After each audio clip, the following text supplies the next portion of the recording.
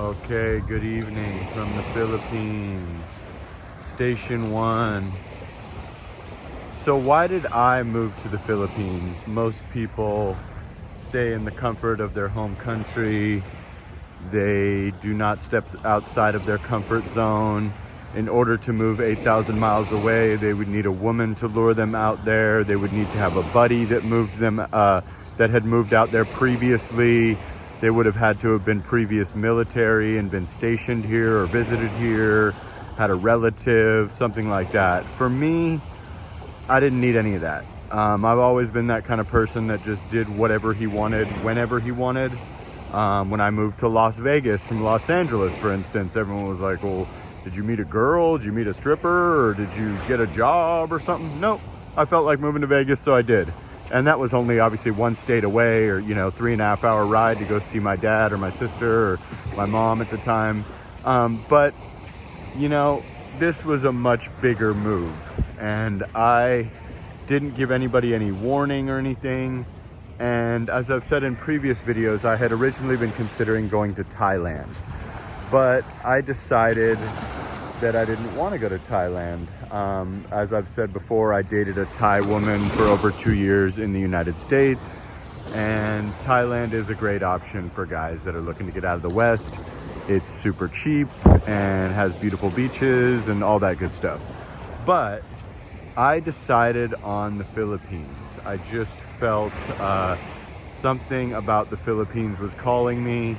Philippines and Thailand are the two popular places for men from the West to move when they want to get financial freedom with the money that they already possess, or they want upgrades in women without having to really change anything about themselves. They're simply importing themselves into a different market where their value will be much, much, much higher. So I chose the Philippines. The Philippines for me, just something about it was calling me, and I had originally thought Cebu, but I quickly decided against that option and ended up in good old Bonifacio Global City. But really, one of the reasons was I had a certain amount of money, and I'm in my mid-40s, as I've said. So when you are in that situation, you basically need to figure out where can your money go the furthest. And that one of those places was the Philippines. Then you need to figure out where would your dating options be the strongest and the best for who you already are. By the time you're 45 years old, you are whoever you're gonna be. If you're fat, you could go on a diet, but outside of that, your earning is what your earning is, your smarts are what your smarts are, your looks are whatever they are. You're pretty much whoever you're gonna be. At that point, you're only gonna lose more hair or get a little bit older looking or whatever. So how do you maximize your value at 45 years old as a guy that had been semi-successful in the United States, had dated some top tier women from other countries and from the United States, and really, really didn't want to stay on the hamster wheel and just work himself to death until he was 65? Well, there's two really good options, basically. There is the Philippines, and then there is Thailand. That's basically where everybody from the West goes. There is no other real place besides Brazil and Colombia, or perhaps like Mexico. Outside of that, that's pretty much it. That's the main places. And Thailand probably being number one in popularity for that, and then Philippines being a close second and definitely gaining ground. So at the end of the day, I just had enough of the West, and I was sure I wanted to, meet my dad's new girlfriend a couple of times. I wanted to spend a little bit more time with my family, and I knew that it was time to pull the ripcord before I was turned into, a 65-year-old moving to the Philippines or whatever, because I had to, because I only had a certain amount of money and I couldn't really afford America or whatever the case was. So I decided, you know what? I'm 45, I've had enough. I'm gonna do it now and do it way, way, way early rather than waiting till the regular, I'm 62, so I'm pulling an early retirement in 17 years from now, or I'm 66, I finally got my... No, of course not. I wanted to come here and have energy to walk these beautiful beaches, to, you know, still have an opportunity for women to be genuinely attracted to me. Because in the Philippines, if you're 45, you're considered young by Westerner standards. Like if you're actually living here year round, and you're not just a tourist that's lying, or you're coming here for a month, or your ball flips you off for 2 months or something. No. If you live here, like I do, like I have a place in BGC and a place in Boracay, then you are extremely young. There's dudes that can come here for a year, dudes that can come here for a month and lie and all that. But if you are actually just exited the United States permanently at 45 years old and you look 45 years old or younger, you're young as hell by Philippine standards. So I figured, why not? Why not give yourself the best chance of that? If you want genuine burning desire from a woman, you can't really expect that at 66 years old. I mean, if you're a movie star or you're, you know, maybe, but for a general rule, at 66 years old, 95% of men are not going to get genuine burning desire from a young lady. It's just not going to happen. It's a harsh reality to say, but it's just not going to happen. So the best thing you can do is really work on yourself and, you know, get fit. And, you know, I mean, there's really not much else you can do besides get fit. You're kind of born with the face that you have. Your eyes are the color that they are. Your face looks the way that it does. And, you know, you're the race that you are. You don't really have much of a choice. The only thing you can do is really get fit and get your money in order and be, you know, have a good personality, or be witty, or, you know how to talk to women, know how to deal with women, know how to, you know, not be, just be a real man. That's about all you can do, because you're born with the face that you're born with. You don't really have much else to offer besides your bank account or your personality, or, you know, things that I won't mention. So at the end of the day, what it came down to for me was I decided to just pull the ripcord early, because only thing I had left in the United States is my dad and my sister. I had a business, but I really didn't like doing it anymore, and I had enough money to do this. So I just said, you know what, just do it. And then just, you know, if all hell breaks loose in 5 or 10 years, you can go home and work for a year. Or if you know, blow through your money, which obviously I'm not, because as you guys can see, I don't drink, I don't have a girlfriend. I mean, I got to dump that BGC place or start renting it out. But outside of that, my expenses are relatively low, because I'm just like refusing to take on any of the like 100 girls that are trying to, you know, move in with me or whatever. That's just the reality of it. If a girl has genuine burning desire for you, she'll crash at her boarding house or wherever she was and come over and hang with you. If a girl doesn't, then you got to take her on and pay the full freight on her. I'm not a full freight kind of guy unless I want to be.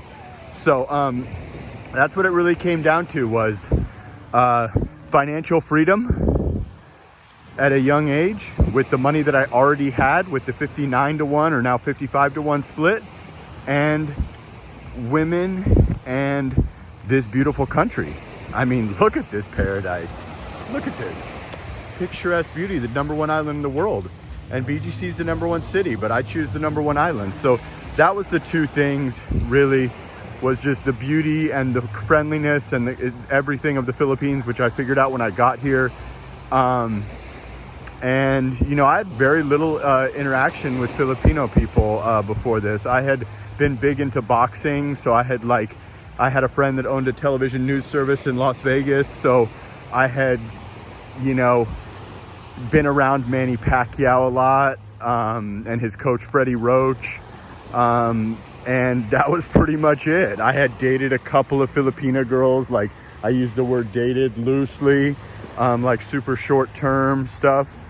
And I had mainly had experience with Thai, Japanese, and Chinese, and Middle Eastern, and, you know, Latino women and stuff, and of course American white women.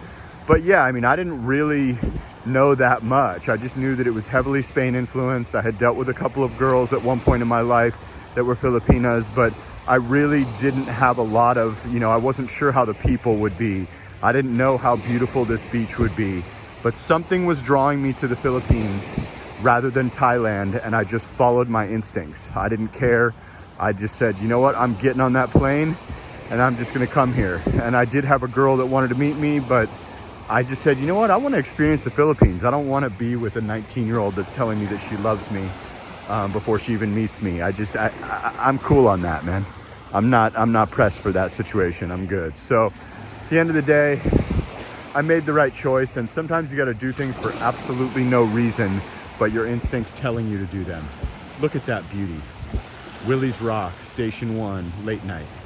But yeah, sometimes you got to do things for no other reason but because something's telling you to do it. You know, had I researched it online? Had I watched other YouTubers? Of course I had. I've been watching Thailand YouTubers for a long time. I watched Philippines YouTubers when I started to get the idea of coming here. But really, I was just going off my instincts. Like, those are the two places that people go, and I chose the latter. The language, the perceived friendliness of the people, the pricing, of course, and the women. I definitely did jump online in both places, and in Thailand, it was a bunch of girls saying boom, boom, short time, about 8 different girls, and in the Philippines, it was a bunch of girls, many of them being very attractive and very young, you know, just saying, I would love to meet you, I would love to meet you, this and that. And even if that was because I'm white, every woman's concerned with your financial status. It doesn't matter. It's just going to be cheaper for you out here if you choose to take that route of taking a woman on or moving a woman in. So it doesn't really matter. You don't need to worry about what the motivation is. And again, when you're in your 40s and you're in shape, you have a much, much, much higher chance of a girl actually having genuine burning desire for you than when you're 66 years old. I'm just going to be brutally honest. Could a woman still look at you for money in your 40s? Of course she could. Is there a strong possibility that she's going to be attracted to you as well, or just completely attracted to you? There is.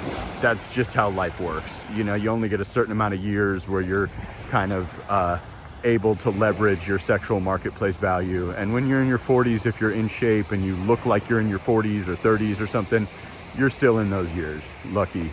But you know, at the end of the day, obviously that stuff fades. So if you are going to get with someone, you need to really find somebody that you really, really get along with personality wise, beyond even their dashing good looks when you get with a 20-year-old or whatever, because looks fade.